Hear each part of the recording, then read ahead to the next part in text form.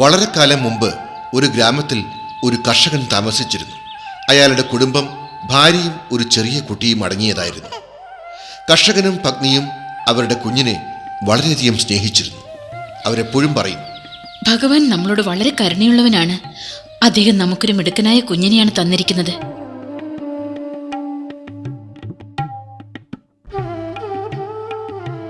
ഒരു ദിവസം കൃഷിയിടത്തിൽ നിന്ന് തിരിച്ചു വരുമ്പോൾ അദ്ദേഹം ഒരു കീരിക്കുട്ടിയെയും കൂടെ കൊണ്ടുവന്നിരുന്നു.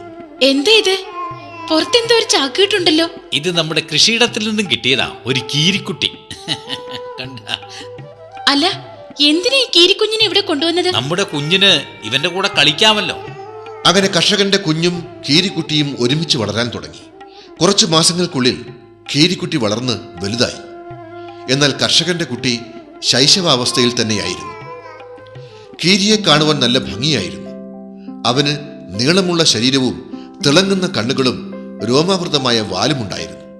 കർഷകനും പത്നിക്കും അവനെ വളരെ ഇഷ്ടവുമായിരുന്നു.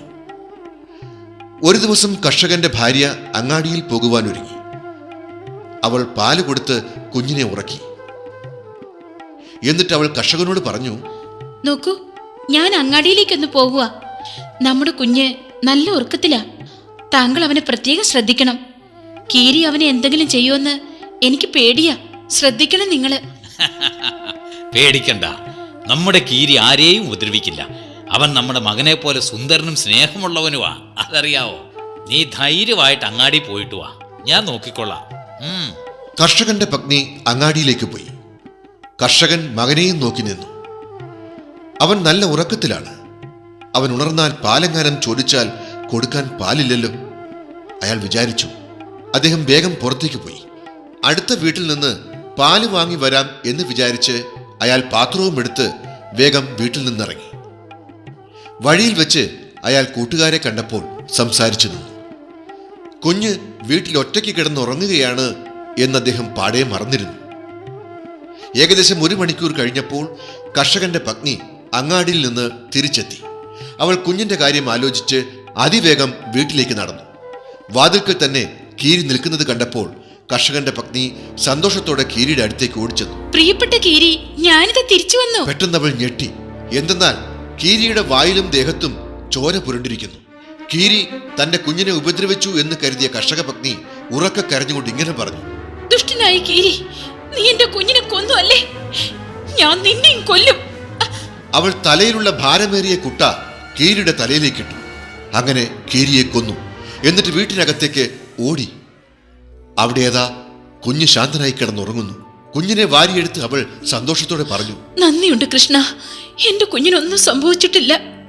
അപ്പോഴാണവർ താഴെ പായുടെ സമീപത്ത് ഒരു വലിയ പാമ്പ് രക്തത്തിൽ കുളിച്ച് ചത്തുകിടക്കുന്നത് കണ്ടത്. കീരിയുടെ വായിൽ കണ്ട ചോര പാമ്പിൻ്റെതാണെന്ന് കർഷക പത്നി മനസ്സിലാക്കി.